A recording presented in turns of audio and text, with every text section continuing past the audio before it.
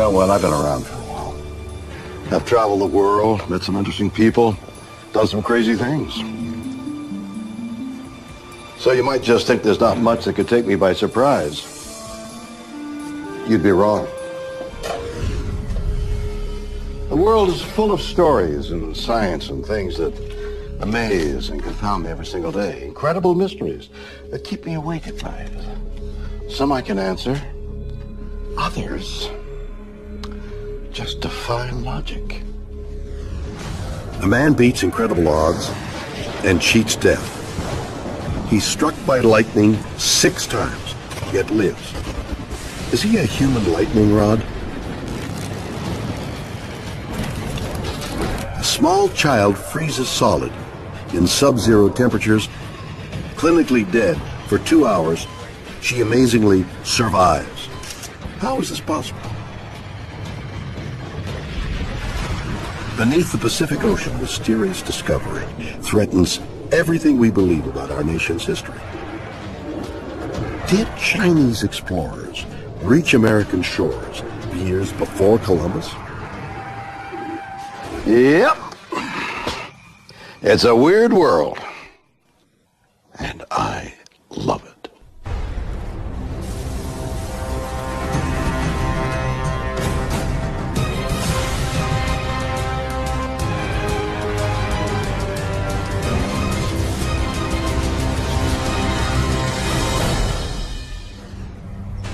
For this next weird tale, I've been compelled to write a little poem. Here goes. Lightning strikes fear in the heart. With its silver forked skies all pealing with thunder. Well, actually, lightning doesn't strike fear into my heart. Given the fact that I live here in the United States, that my odds of being hit by lightning are about 1 in 750,000. So I'd have to be really unlucky to get beat by those odds, right?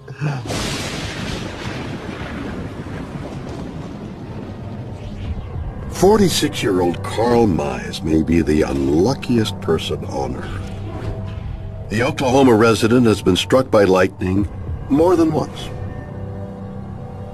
The first time in 1978. A storm came up and it was lightning and thunder, and I'd run to the truck, and about the time that I grabbed the door handle, lightning struck. Just a flash of light, and it knocked me back, 4 or 5 feet, on the backside, and it just made me sore. Then a few years later, lightning struck again. Lightning struck, hit the transformer on the pole above us. When it just knocked the way out of me, it felt like somebody had hit me with a club or a baseball bat. And I was laying on the ground, and whenever I got up, this plumber came up and said, are you all right? And I said, man, somebody hit me. He said, no, you got struck by lightning. In 1996, Carl is watching a tornado from what he thinks is a safe distance. And so I'm standing under a tree, and about that time lightning strikes a tree. It comes down that and knocks me over against the house. And I'm thinking, this surely couldn't be happening again, but it did. Carl was hit for a 4th time in 1999. Again in 2005. A year later, Carl entered the record books as the only living person struck by lightning 6 times. A little storm popped up, and I was sitting in the house, and I went out and put a tarp over the hay, and then about the time you put tires on top of the tarps to keep them down on something like that, and about the time I went to throw the tire up, all I remember is a bright light and noise,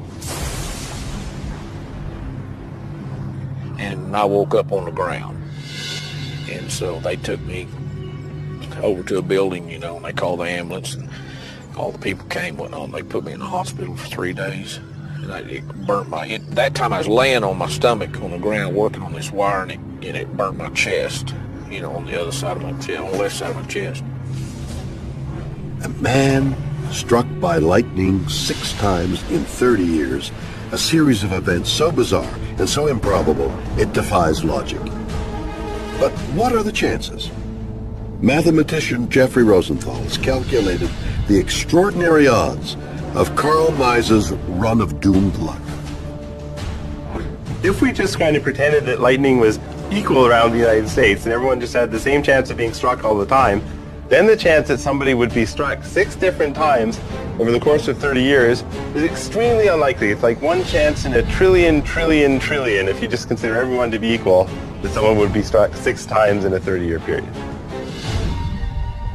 I have more of a sense of feeling if it happens again, you know, it could kill me, you know, and I don't know why I feel that way, and so that's where I'm pretty careful about going outside. So why does this keep happening to Carl? Rosenthal suspects the answer has something to do with where in America Carl lives. Well, there's actually more lightning strikes in Oklahoma than on average, so your chance of being struck or killed or injured by lightning are higher if you live in Oklahoma than they are just for an average person over the course of the whole United States. Oklahoma, the heart of America's Tornado Alley, and a state that gets hit with the 3rd highest numbers of lightning strikes in the U.S. every year. Around 1 million. Oh my God! If we compare that, for example, to California, then California, the same rate is about 0.02. So you're about 34 times more likely to be killed by lightning if you live in Oklahoma compared to if you live in California. Rosenthal theorizes that Carl's increased probability of being struck is due to another important factor. He lives on a farm, and his job as a maintenance worker at the University of Oklahoma keeps him frequently outdoors. So for an average person in Oklahoma, there's about 1 chance in 147,000 that they'd be struck by lightning in a given year. But Mr. Mise, well, he apparently worked outside a lot and maybe spent about 80 times as much outside in his work life as the average person. So if we think about it that way, then we could say that this works out to his chance of being struck by lightning in a given year is about 1 chance in 1,800. So what are the chances Carl will be struck again? Let's do the math. The probability of an Oklahoman being hit by lightning is, let's see, the population divided by average number of strikes, giving the U.S. a 1 in 470,000 chance. And then we divide this again by the fact that Carl Mise is approximately 49 years old, and the average U.S. male lives to 76, giving Carl 27 years left. And we factor in his job and lifestyle, and we discover the chances of Carl being hit is 1 in 5,450, or pretty low. So I think Carl can relax. But then again, the dude was hit by lightning 6 times, so maybe Carl, from now on, please stay indoors. Combining factors, including lifestyle and location, reveal Carl is many times more likely to be struck by lightning than your average person. But can probability alone really explain why Carl has been struck 6 times? Or could there be something special about Carl that makes him attract this deadly natural force? The huge electrical discharge between a thundercloud and the ground. Lightning is a massive version of the electrostatic spark given off when you touch a door handle. Each lightning bolt has as much energy as a ton of TNT. Even if you could avoid being struck directly by a bolt, lightning can radiate across the ground, and anyone, like Carl, can be affected indirectly through physical contact with a struck object, suffering third-degree burns, ruptured eardrums, and even death caused by a disruption of the nervous system. and stopping the heart. Now, let's have ourselves a little Ben Franklin moment. When a lightning bolt bursts out of a thundercloud, it releases a massive amount of electrical energy into the air. Metal objects act like an antenna for this electricity, basically pulling in the excess energy that's in the air. And that's why if you're holding metal or just near metal, you're directing the charge of the lightning bolt straight to you, causing you to be electrocuted, even if you're never directly struck by lightning.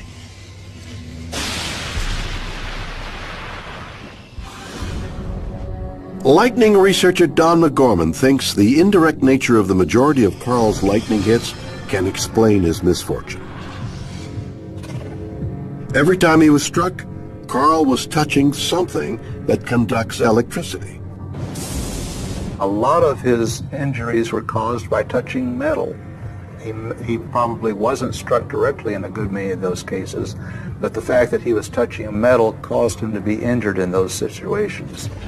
He was touching long pieces of metal, which is even worse, or large pieces of metal. So he was touching a wire. The lightning struck a nearby pole. The current surge came through the wire and hit him.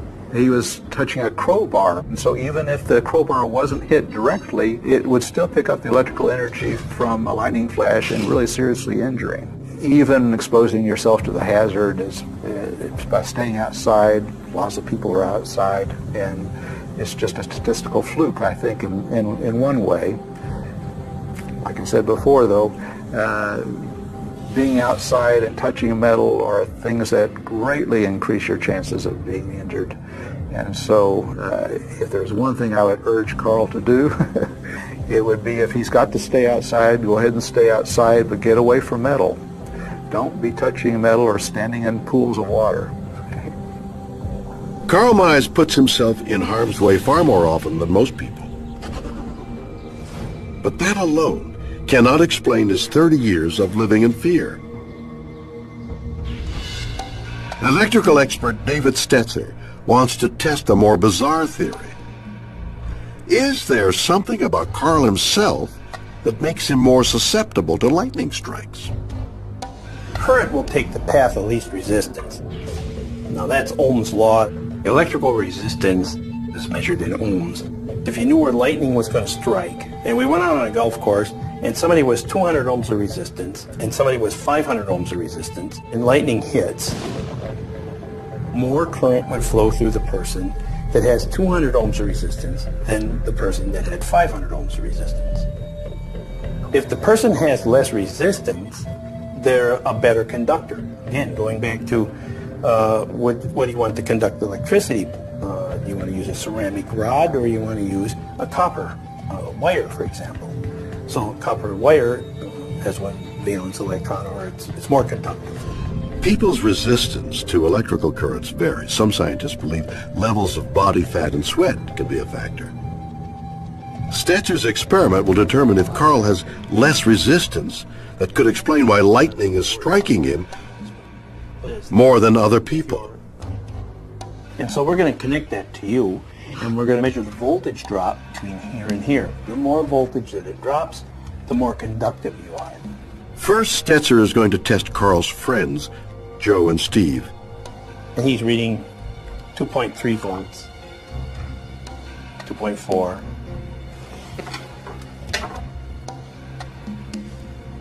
Almost 4 volts. But what about Carl's readings? Ready? Here we go. And you can see the numbers drops down to 1.9 volts. Amazingly, Dave's test has revealed that Carl does indeed have greater conductivity than normal. But Don McGorman, one of the world's leading experts on lightning, is skeptical about the findings. There's very little about a person that could make them more likely to be struck. Even if they're a little more conducting, that's a really, really small influence on where a lightning flash hits, because a lightning flash is coming down from miles up in the atmosphere, and it's finding its way down to the ground, and why it's a particular patch of ground is really a statistical process. It's the chance of any one piece of ground being hit, if you look at the probability ahead of time, is really, really small. It seems the reason Carl's been repeatedly struck by lightning can be traced to several factors. Where in America he lives, his outdoor lifestyle, his proximity to conductive materials, and sheer bad luck. But one question remains shrouded in mystery. How has Carl survived almost completely unscathed? Mathematician Jeffrey Rosenthal continues to grasp at a simple, logical answer in a story that seemingly defies reason. So you actually have even a little better than a 50-50 chance of surviving, even if you did get struck 6 times. So by comparison, if you flip a coin, you have a 50% chance of heads.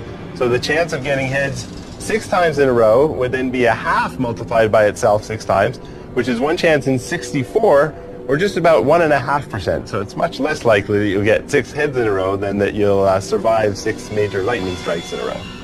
According to Rosenthal, the odds of Carl's survival are around 1 in 5,000.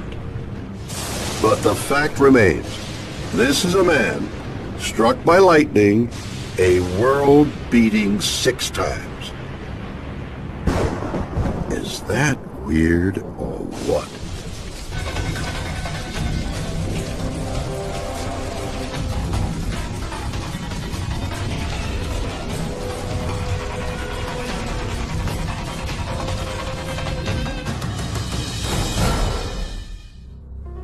In the dead of night, a toddler wanders lost and alone in the eye of a winter storm. She quickly succumbs to the cold and is frozen, almost solid, like a block of ice. Within minutes, she is clinically dead. Until something happens that can only be described as weird or what? Edmonton, Alberta. Layla Nordby and her 2 daughters, Erica and Elise, were having a sleepover at a friend's house. But when the kids went to sleep, the fun night turned into a waking nightmare. Erica was next to the wall, and sometime through the night she shimmied down the wall and basically got out of bed and went exploring. Layla woke at 2 a.m. when she saw her little girl had vanished. She panicked. I went all around the room. I went downstairs. I went into the playroom. I went everywhere, and Erica was gone. Then I saw the back door flapping, and that's when I realized something's wrong. And that's when I started panicking. Erica had managed to get into the backyard wearing only a t-shirt and a diaper. The temperature was a minus 11 degrees Fahrenheit with a vicious wind chill. When I went outside and I looked over to the left, you could see these little footprints and you could see a trail. So I followed that little trail. It was only about 12, 13 feet, but it felt like it was longer. And at the end there I found Erica. Succumbing to hypothermia, Erica's heart had stopped beating. She had been clinically dead for over 2 hours, with no visible signs of breathing or blood circulation. In this state, permanent brain damage can occur within a matter of minutes. So I had no idea what I was in for. I didn't even know that there was a way to help her. I didn't know that there was nothing. When paramedics arrived, they found a distraught mother with her child almost frozen solid. When the paramedics took her from my arms, and they made a big clunking sound when they put her on the table. I really thought my daughter was not going to make it. But remarkably, they detected faint signs of life. All I can remember is one paramedic saying, "We got a pulse, let's move her." And they moved her quick. Arriving at the hospital, Erica's internal body temperature was 60 degrees Fahrenheit, nearly 40 degrees lower than normal, and far colder than any previous patient had survived. we're talking about at least an hour and a half. So by that point in time, I think we still knew that there was a chance, but our fear is that the chance of either her pulling through alive or the chance of pulling through without significant brain injury was getting smaller and smaller. So not so small, not that it wasn't worth trying, but clearly by the time we were hitting the intensive care unit, we were getting very worried that as to if we got her back, how badly injured she was going to be. Dr. Alan DeCane battled to get Erica's core temperature back to 98.6 Fahrenheit. The problem always ends up being up front trying to be able to predict whether or not this is going to be the one kid that ends up getting through. And I think what we end up doing, you throw everything at that child, use all of your expertise, all the equipment, all the personnel that you have. It's long odds, but you do what you can to hopefully get that 1 in 1,000 through. Incredibly, the team was able to get the toddler's heart beating and her lungs working again. Despite suffering severe frostbite on her fingers and toes, requiring skin grafts, Erica was saved, brought back from the dead. But this is not the first time a human has recovered from extreme cold core temperatures. In October 2006, a Japanese rock climber got lost for 23 days on Mount Rokko, Japan. When found by rescuers, his organs had failed, his core temperature was 71 degrees Fahrenheit. But he made a full recovery. How could this be possible? Like the doctors tell me that it was like an animal going into hibernation, you know, and it basically going unconscious, you know, and it kind of helped me to deal with it, that subconsciously we're all like some kind of animal. Did Erica's body somehow do the impossible and go into some form of life-saving hibernation? Dr. Giesbrecht has spent over 20 years studying the effect of cold on the human body. Hibernation is an intentional decreasing of temperature and metabolic rate and oxygen consumption. Everything still works, just at a slower rate at a lower temperature. Humans are not designed to do that. We're designed that throughout our entire life, all year round, we operate at a normal core temperature. The only reason that we ever get low temperature is not because we allow it, which is what hibernation is. We get to a low temperature only because we're accidentally cold stressed to the point that we can't defend against it, and we are in a clinically bad situation. Animals hibernate to survive the long, cold winter months when food is scarce. Can humans pull the same biological trick in extreme circumstances? Bears, for instance, are made to, in the winter, go to sleep, slow down their metabolism, and lower their core temperature to a very, very low degree. But their heart is still working and they're still breathing throughout the whole winter period. But unlike a hibernating bear, Erica was found in a state of near cardiac arrest. We are made to live our whole lives at a core temperature around 98.6 or 37 degrees Celsius. When a human becomes severely hypothermic and they become clinically dead, their heart's not working, they're not breathing, that is not hibernation. That's clinical death. So was Erica's hypothermic state mistaken for hibernation? Hypothermia occurs when the body's core temperature drops below normal. A drop of a mere 3 degrees causes shivering and lethargy. Blood flow becomes restricted to the hands and feet. A drop of 5 degrees can lead to a loss of coordination, slurred speech, and violent shivering. At this point, people become irrational and their pulse rate decreases. By the time the body drops to 86 degrees Fahrenheit, severe hypothermia has set in. A person looks dead and cellular processes cease. Before long, major organs begin to fail, causing clinical death. But how did Erica survive with a core temperature of just 60 degrees? Ironically, doctors believe the fact that Erica was so young, tiny, and fragile might have been what saved her. if your heart's going to stop, you want your heart to be stopping when the organs are still full of enough oxygen and energy so that they're going to be able to work for a long time at a low metabolic rate while you're trying to restart the heart. Because all tissue requires less oxygen when it's cold, when you become clinically dead because of severe hypothermia, your tissue is actually preserved for a while. So you can go a longer period of clinical death than you could if you died when you were warm. Small children and babies, because of their body surface area, because of how large their skin is relative to their overall weight and overall size, they are exquisitely sensitive to losing heat and developing a very low body temperature very quickly. Did Erica's tiny size help save her life? If you cool down fast enough, what happens is that your organs, the function of them, it slows down. The metabolic activity, how much oxygen, how much energy they end up needing to survive, goes down to just a trickle of what the normal amount of energy and oxygen would be usually necessary to keep you alive.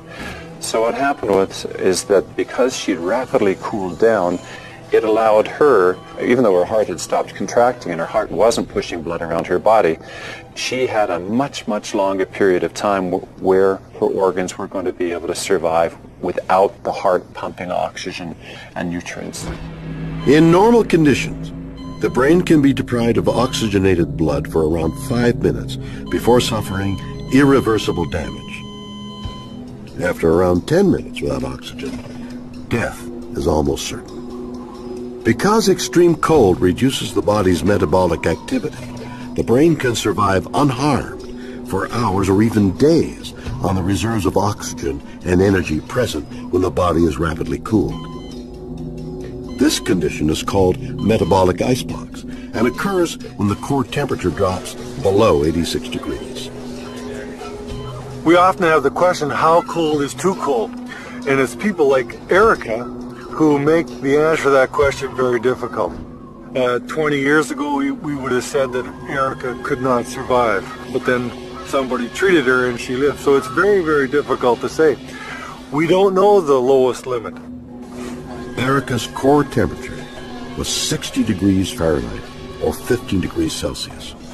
There used to be, limits of temperature. It's 20 degrees, body temperatures of 19 degrees, body temperatures of 18 degrees. It does keep on getting lower. 18 degrees Celsius is 64 degrees Fahrenheit. Until recently, doctors didn't attempt to resuscitate people with core temperatures below 68 Fahrenheit.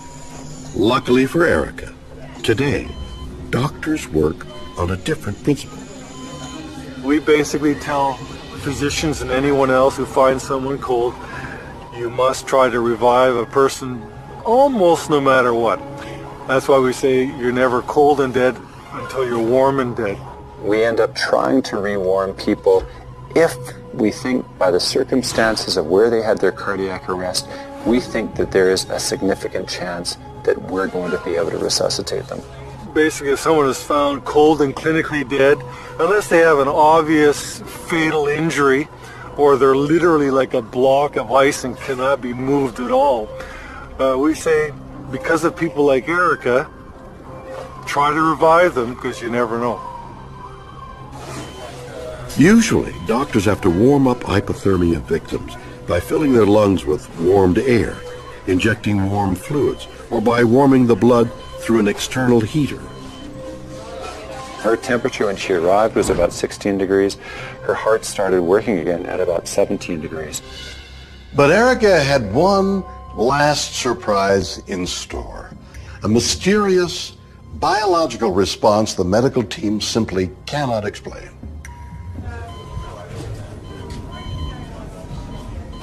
The wonderful thing about what happened with Erica is once her heart rhythm fixed itself and her heart started pumping, basically she regulated her rewarming by herself.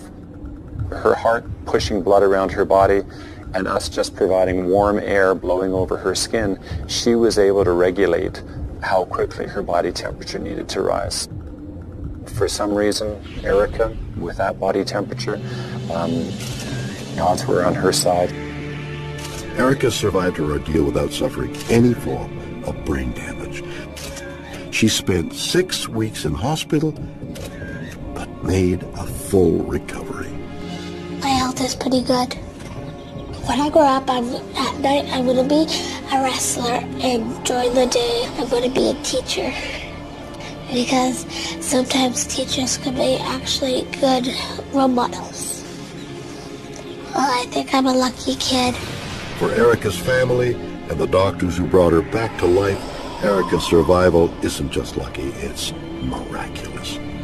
This remarkable story raises as many questions as it answers. But whatever the truth, Erica now has a second chance to enjoy a long life. Weird or what?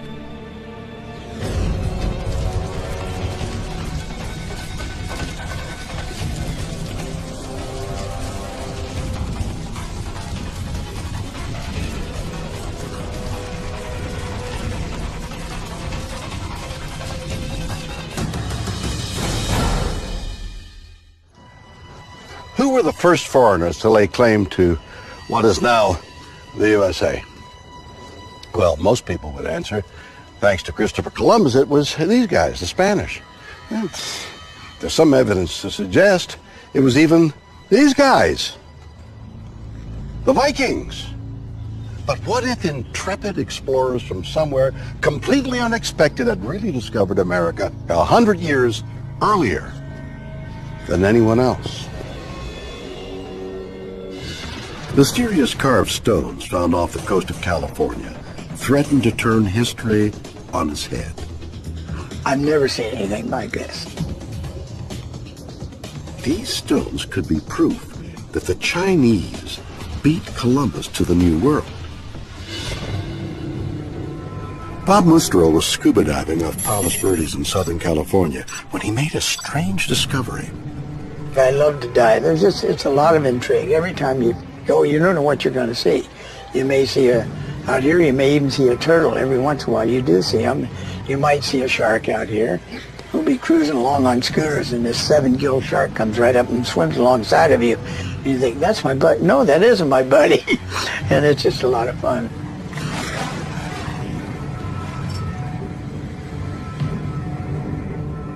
I used to collect seashells for an old man that I knew. And as I did it, I found 2 round balls down there with a hole in them. Now, how did that hole get there? I've never seen anything like this. Had no idea what this thing is. Had no idea. Nobody else did. The stone is unlike any natural object Bob has ever seen. Suspecting it must be man-made, Bob took a picture of the stone and sent it to experts in underwater archaeology. They suggested it might be a boat anchor. Stone was used as boat anchors for over 3,000 years. The ancient Egyptians, Greeks, and Romans all used stones with grooves or holes cut into them to secure their ships. Stone anchors were only replaced when iron and steel became widely available, and Europeans who reached the coast of California in 1542 would have used metal. So, where could stone anchors have come from? Well, let's see. I've been studying those Palos Verdes stones off and on for, 35, 40 years. Larry J. Pearson is an expert in nautical archaeology. The stone anchor style, represented by the collection from Palos Verdes, is a traditional anchor shape or group of anchor shapes that have been used continuously since very early times in China. The Chinese began switching from stone to metal anchors around 600 years ago. If Bob's anchors are at least that old, it could change everything we know about American history. It could mean the Chinese beat Columbus by over 100 years. It's a controversial theory. There's a huge fringe element out there that would like to believe in the tooth fairy and everything, you know. Larry Pearson has another, less sensational theory. He thinks the rocks are from modern times. The most logical explanation for the presence of that assemblage at that location has to be 19th century Chinese fishing. Larry's argument is that modern fishermen use an old technology because stone is cheap and readily available. Chinese fishermen in the 19th century California were using stone anchors of a style that had been used for thousands of years in China. Bob isn't convinced that his stone anchors belong to 19th century immigrant fishermen. He claims that some as yet unrecovered anchors weigh thousands of pounds, way too big for the immigrant fishing boats to even carry. I think there's a couple out there that are 3,000 or 4,000 pounds, and I think the real big ones out in 60 feet of water, they got to be 4,000 or 5,000 pounds. He assembles a team to recover a giant anchor to prove his point.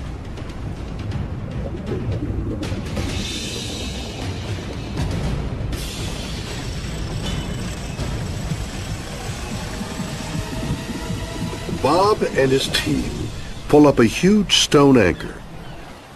The original one weighs 280 pounds. The biggest one we brought out of the water weighed 1,031 pounds.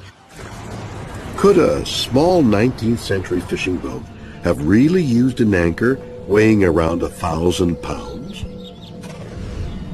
Amateur historian Dr. Shurlungli has spent years studying the stone, and he believes a far more incredible theory, that the anchors are from a massive fleet of ocean-going ships under the command of 15th century Chinese admiral and explorer Zheng He. I can tell you this much. Chinese knew more about the world in Zheng He's time than all the European cartographers did. In fact, the European world maps drawn 100 years later probably were all based on some of the fragmented information collected by Zheng He during his trips. Zheng He's fleet is known to have reached India, the Middle East, and East Africa. Some scholars believe he rounded the bottom of Africa and made it to the Atlantic. But Dr. Lee believes Zheng He got even further than that. What Zheng He did was actually going west from China through the Indian Ocean, Atlantic Ocean, Pacific, and then head home. That's the route he picked. Lee believes the Chinese landed in the Carolinas, making contact with local Native American tribes. It's controversial, but if it's true, Lee's theory would mean the Chinese circumnavigated the globe before the Spanish and beat Christopher Columbus to America. Can such an incredible idea be real? One piece of evidence supports this, the so-called Zheng He map. It is said to be a copy of a 15th century Chinese sailing map which contains detailed descriptions of Native Americans. Does the history of America need to be rewritten? Historian Professor Jennifer Pirtle doesn't believe it. Chinese sailors had almost no experience in open water. We know, of course, that they have the astrolabe. They get this from the Persians during the time of Mongol rule. We know that they know about latitude and longitude because under Mongol rule there's a globe that's made by a Persian astronomer in 1267, which is gridded with latitude and longitude. So they know the world is round. But what they don't really know how to do is sail across empty blue water. Dr. Pirtle doesn't think the Chinese were capable of crossing oceans in the 15th century. They're used to sailing from one coastal landmark to the next one. And they also don't really know how to ride currents and wind patterns. And I would say it's significant that the first crossing of the Pacific from Asia to California, or New Spain to Mexico actually, starts in Cebu City in the Philippines and ends up in Acapulco in 1565. And it's navigated by Spanish sailors who have experienced sailing in open water in the Atlantic. and they in fact apply their experience in the Atlantic to riding sort of curved current and wind patterns to the Pacific. They guess, literally, that the conditions might be like those in the Atlantic, and they apply that to sailing across the Pacific, and that's what enables the voyage to be successful. So it's hard to imagine that the Chinese, without that experience of open water sailing, would actually be able to make that crossing easily. But Dr. Lee claims he has more evidence that Zheng He managed to cross the Atlantic. A mysterious brass medallion found buried in North Carolina. Along the route Lee believes the Chinese would have taken. I think one of the major pieces of evidence is my brass medallion. The main thing that caught my eye was the inscription. It says, Great Ming Xuande.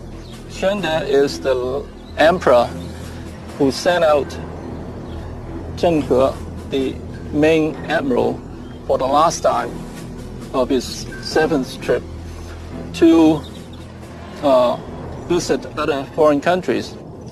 And then the last two words means delegated to give.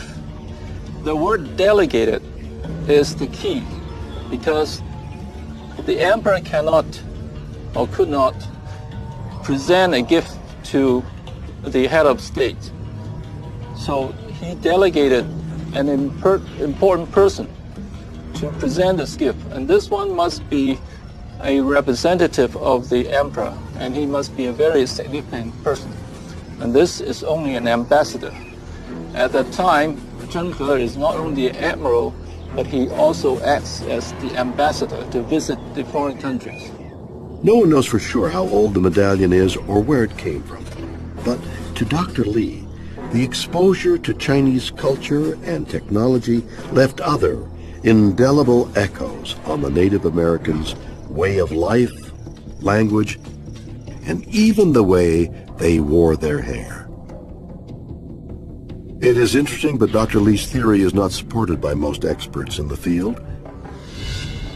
Dr. Pirtle thinks it's strange that there are no Chinese records of Zheng He's alleged discovery. In a culture that was so good at documenting, recording not only text but pictures, so one would think that if the Ming had managed to reach North America, we would have some kind of textual record, and that record would have been transmitted either in manuscript copies or in print.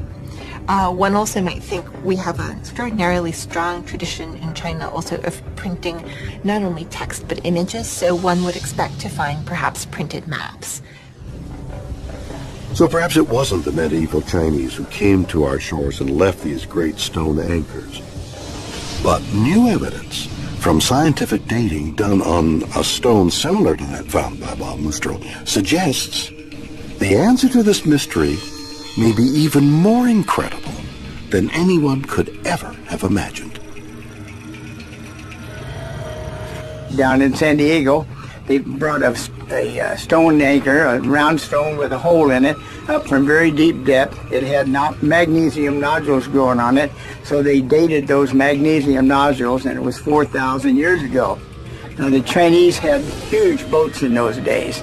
The boats were so large they had 1,000 crew members, and they had sail and paddle wheel and oars. The implications are enormous. An ancient civilization reaching America's west coast 4 millennia ago. People in Europe didn't even know the existence of Pacific Ocean. So this has to come from Asia, and most likely from China. So that's my conclusion. And that's amazing. I think it's really, really fantastic. We discovered these stones. We're inquisitive about it. I've always been that way in my life, and I want to find out what they are before I pass on. We got to hurry. The origins of the huge sunken stones remain a mystery. Are they discarded anchors? Did they belong to 19th century fishermen? Or did a medieval Chinese admiral set foot on American soil generations before the Europeans? Weird or what?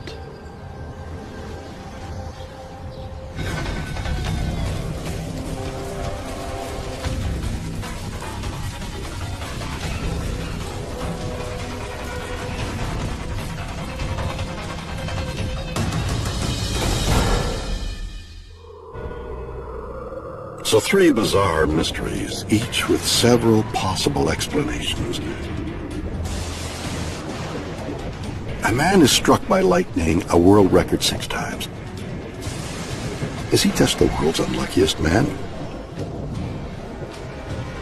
Can mathematics explain his run of doomed luck? Or is there something special about his body that might actually attract lightning? A child freezes almost solid on a harsh Canadian winter night. She is clinically dead for hours, yet survives. Did her body go into some form of human hibernation? Did the fact she was just a tiny toddler actually help save her? And in America's coastal waters, huge sunken stone objects suggest the extraordinary. Are they anchors left by a fleet of medieval Chinese ships? Is this proof another civilization reached California before the Spanish? You decide. Join me next time for more stories that will undoubtedly be weird or what?